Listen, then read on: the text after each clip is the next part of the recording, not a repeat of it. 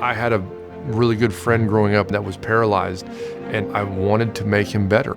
That was what first interested me in medicine. And so as I started going through pre-med and medical school, and as I started looking at the different specialties, orthopedics was really about restoring quality of life. It was really undoing what had been done. And so whether it's an injury or whether it's a degenerative condition, orthopedics allows me to make somebody better in a short period of time. It's extremely rewarding to me to be able to have offered them that and to give them now a life without that pain. And so in a very short period of time, in a matter of a few weeks, you can make a tremendous difference to somebody.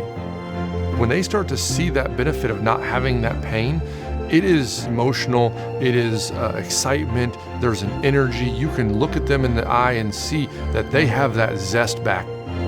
Our goal is to give the best to our patients. We are humans taking care of humans. That's extremely important for us to be grounded in that every day.